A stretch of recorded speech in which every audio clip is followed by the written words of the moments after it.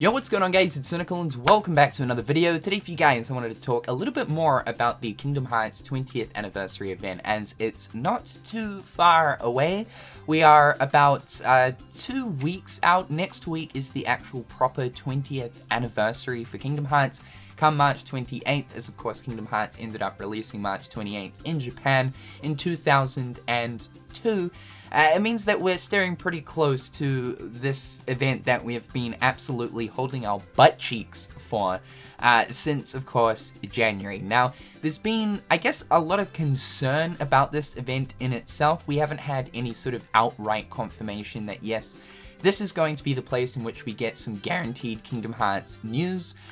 But I sort of want to address these concerns because while, yes, it's totally possible that we might not end up receiving anything whatsoever, with all of the inklings and hints that are currently floating around to do with this 20th anniversary event, I would say high chance this is going to be the place in which we do receive the next Kingdom Hearts game. Now, we already have inklings, and the two biggest inklings that I personally believe is, for one, the physical location as well as the date in which it's happening. These seem to be totally intentional. As we know, where Kingdom Hearts is currently up to, it's up to a stage where we're in this brand new world, a reality that is totally separate to the reality that we've known in Kingdom Hearts, known as Unreality Quadratum, which is taking place in Tokyo Shibuya, a version of which there seems to be a lot of ideas and stuff nibbed from Final Fantasy Versus 13, but keeping in mind this is a thing in its own, even if there is going to be a lot of Versus 13 inspiration. We're no doubt going to be seeing more of this when we actually get this next game and stuff to do with Yuzora and his world. I'm very happy that Tetsuya Nomura now actually has a chance to be able to use a lot of the ideas that he had for Versus 13, as much as he's denied in the past within Ultimania interviews for Kingdom Hearts 3 that it's got nothing to do with Versus 13. Dude! However though, because of the fact that, for one, the event is happening on the 10th of the 4th, going by the way that Japanese date works, it goes by day, month, year, which is actually the same in my country. It means that it is happening on the 10th of the 4th, so 104. As we know, the 109 building in Quadratum is not 109, but it's rather 104. This is the same for The World Ends With You. It just kind of seems as if whenever Square Enix feature Shibuya, the 109 building is renamed to 104. I think the date in itself is very intentional. They totally could have had the event at any stage they wanted to. Any date they could have picked. Next week probably would have made more sense due to the fact that the actual 20th anniversary is next week. So very suspicious that we have the 104 thing going on. On top of that too, the actual physical location of this event, it's happening in the Shibuya Hikari building, which is a building that appears during that Verum Rex ad. It's the building where, of course, Yuzora and his friends, they're fighting a bunch of Gigases and stuff. So it's very apparent that Square Enix has set this up in a sense where it is referencing the location where Kingdom Hearts is currently up to, being that of Unreality Quadratum. Again, it's totally possible that we might not get anything, but looking at previous Kingdom Hearts anniversaries, when I look at the 15th anniversary, we got Kingdom Hearts 1.5 plus 2.5. Nothing massive, but it was highly requested that a further enhanced version of the Kingdom Hearts games came to the current consoles. People were getting really sick of having to use the PlayStation 3 in order to play the Kingdom Hearts games, and also to get that 60 frames per second was a big must and need during the time, so we got that for the 15th anniversary. That ended up releasing, I believe it was something like the 9th of March, 2017, in the anniversary month. And a lot of the trailers actually displayed that 15th anniversary logo as well. So I guess that was the little gift for the 15th. When we look at the 10th anniversary, we got Kingdom Hearts Dream Drop Distance. So the 3DS version, when you boot the game up, it displays the 10th anniversary logo. On top of that too, on the actual box art, the 10th anniversary logo, please focus, is sitting bang smack right there. It's definitely apparent that Square Enix like to dish out certain projects during anniversary years. This is a massive one too. 20 years is a long ass time. So was 10, and we got a new game in that year. While I'm not absolutely holding my breath for a new game within 2022, just considering previous anniversary milestones, I would say it's extremely likely. Now, I have talked about the possibility possibility of Kingdom Hearts 4 being unveiled. I do, however, feel like at this event, it's high chance that we may end up getting multiple projects unveiled. As we know, we've got the Phase 2 template, which has a lot of unfilled boxes, which means there's currently a lot of projects in the works over at Square Enix in regards to Kingdom Hearts. We also know that there are multiple teams. We have the Osaka team, the ones responsible for Kingdom Hearts 3. This is the big Kingdom Hearts team.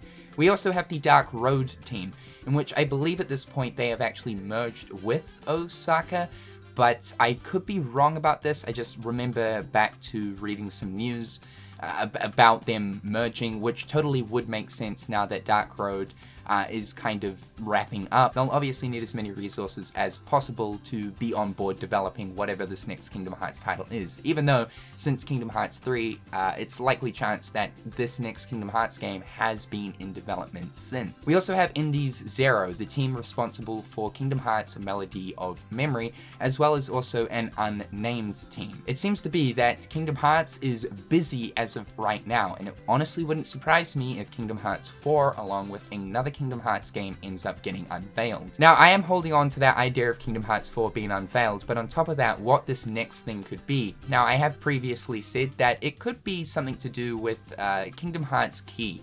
I've been begging, sweating over the fact that we need a remake of Kingdom Hearts Key.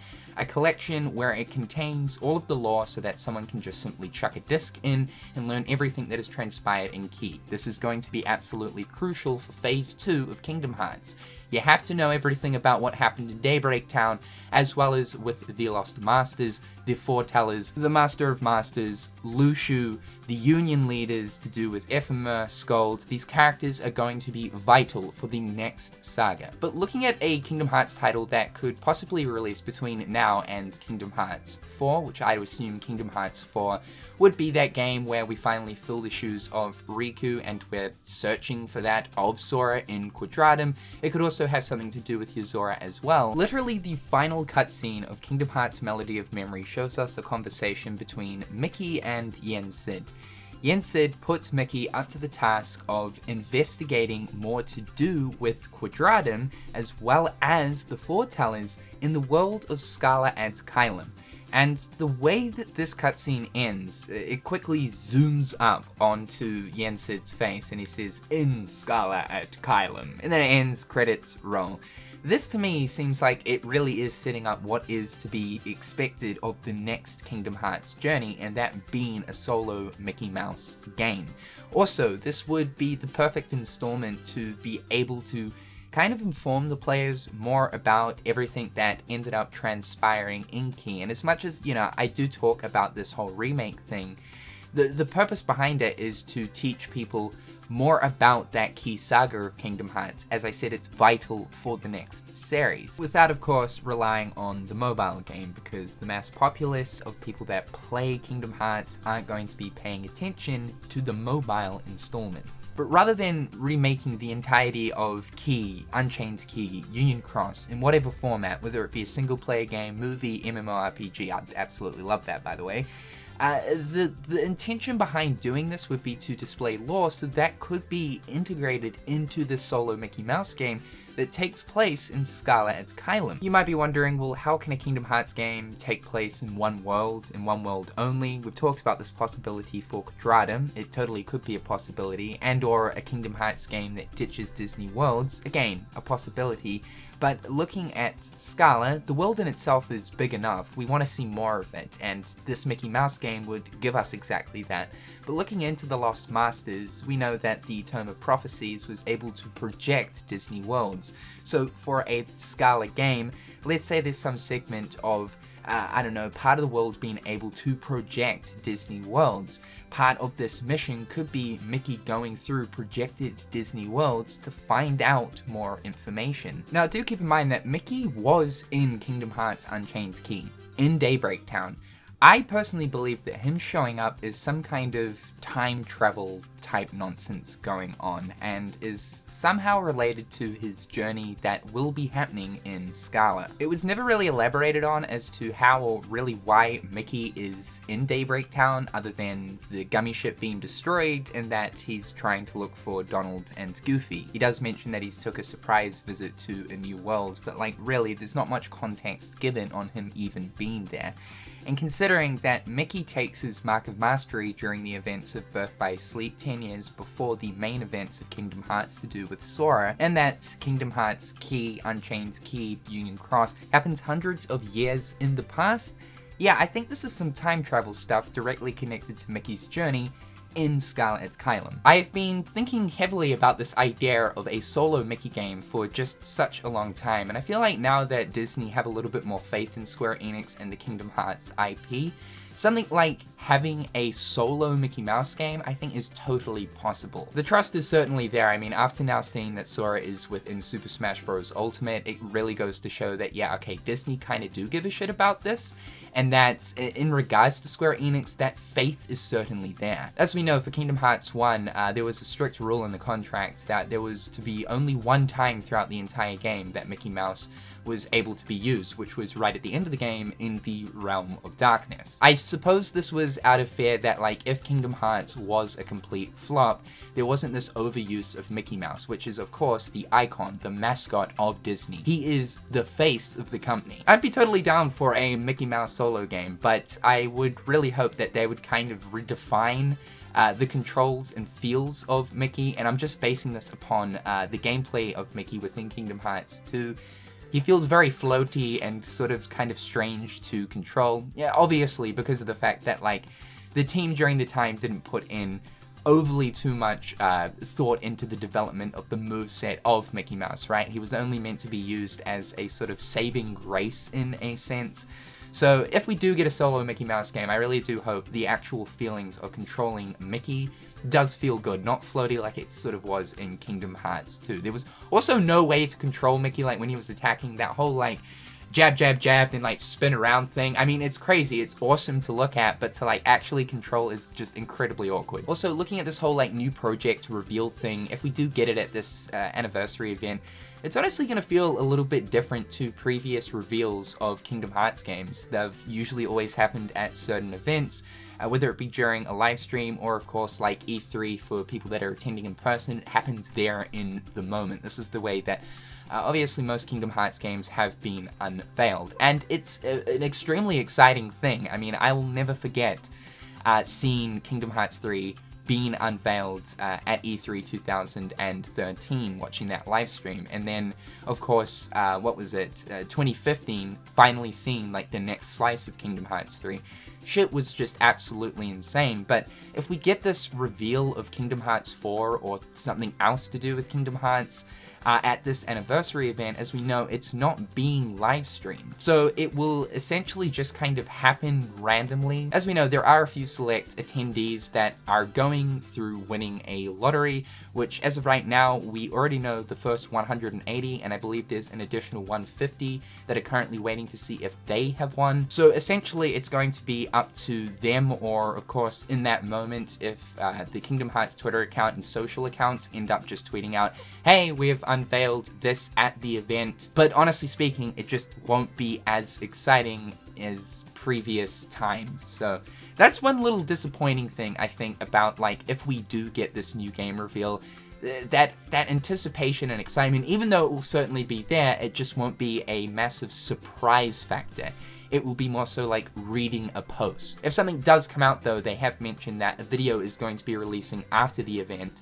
So it's very likely like the trailer could drop pretty much instantaneous with the whole announcement happening at the event itself. I also do want to mention that there is a Kingdom Hearts community list over on Twitter, which all of the members are people that are going to this event, and there's just over 100 people part of this Twitter list. So if you guys do want to keep up with everything that's happening on April 10th, I'm going to leave the link to that list in the description down below. They're going to be live tweeting all of the different cool stuff that ends up happening at this event. And I should also mention too, Square Enix have made it clear no photography, no videos, none of that. You can't do any of that. So generally when this happens at sort of exclusive Kingdom Hearts events, that generally means that there is something that is going to be shown which the public should not be seen. And again, this brings me to that whole idea of like, oh shit, I hope that it's not a setup of behind closed doors. We've had to deal with this a couple of times in the past before, and it's extremely agitating. So yeah, fingers crossed. But I think personally all things point towards the fact that this is it. This is the next place. Kingdom Hearts was pretty quiet throughout last year in the ways of news stuff. Of course, it really wasn't when you look at the fact that we got the PC versions as well as Smash. So while yes, it is always good to keep your hype in check, I absolutely understand that, and your expectations low, if in case of course nothing does come out of this event, you don't want to be left absolutely, utterly soulless and disappointed. There's just too many reasons as to why I believe this is the next spot. However guys, that is all for today. I just wanted to talk furthermore about the event itself. I will be obviously staying up. It's happening pretty late at night for me, but I'll be staying up during the time of the event happening to make sure that if anything does come out, I will cover it. I'll keep you guys in the loop. A good way of staying informed of what comes out is obviously by following me on Twitter, link in the description, or of course, like I mentioned, do be sure to keep an eye on that Twitter list. However, I'm Cynical, hope you're having a good one, and I'll catch you guys next time. Peace.